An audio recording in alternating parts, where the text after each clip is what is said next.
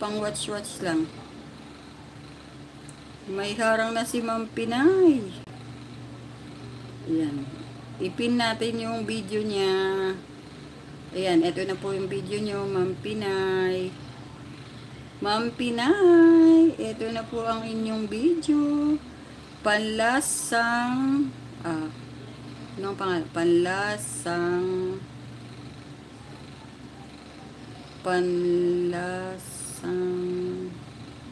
Bisaya channel.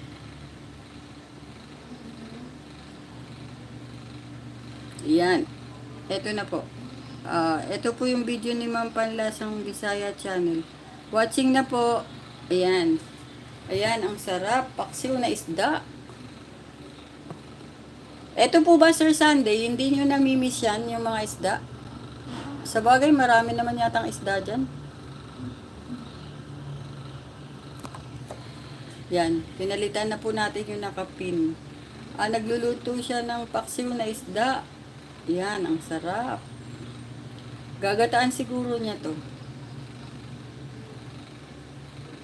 Yan, gagataan niya siguro. Watching na po.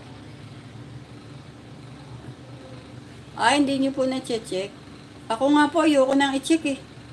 Kasi pag mayat maya mo i-check, ma-stress ka lang. Sabi mo, kukunti pa lang. Kaya mag-live ka na lang ng mag-live, di ba? Huwag ka nang check ng check.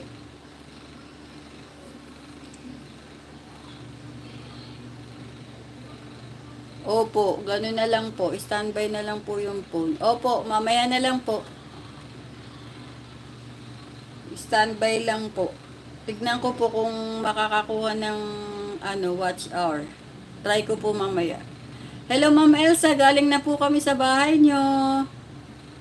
Kami ayan. Yung nakapin po kay Ma'am Panlasang Bisaya channel.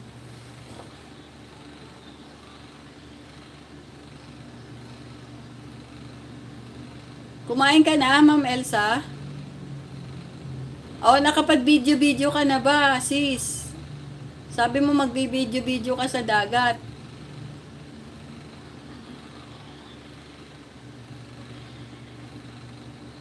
Watching po. Ito ang masarap. Naku, nakakamiss. Paksiw. Ito yung nakakamiss na ulam, paksiw. Watching po sa nakapin, Ma'am Panlasang Bisaya channel. Sa bahay kasi na to, bihira kami mag-ulam ng mga isda. Yung mga anak ko palaging gusto nila baboy, ganyan.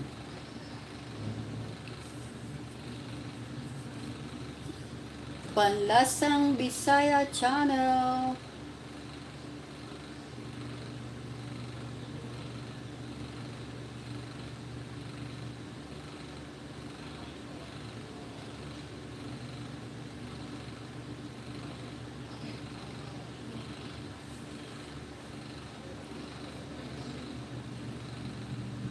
Oo po. Dito po kasi ang daming sariwa dito, lalo na sa probinsya. Saan po ang probinsya nyo, Sir Sunday? Si Elsa sa ano to eh? Sa Leyte? Sa Leyte to. Di ba Elsa sa Leyte ka? Alam ko si Elsa sa Leyte eh, pati si Bida. Sa Leyte to sila eh.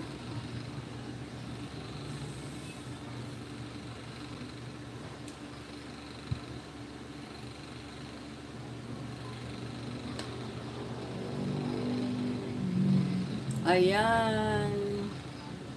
Opo, nakakamiss naman talaga yung mga sariwang isda.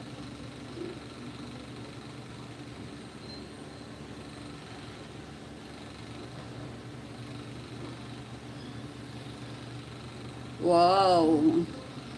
Ang daming kamatis oh. Tas may sili. Sarap. Only rice. Only rice naman talaga to pag ganito. Okay, tapos na po kay Ma'am Panlasang Bisaya channel. So, tapusin ko na lang po yung aking live.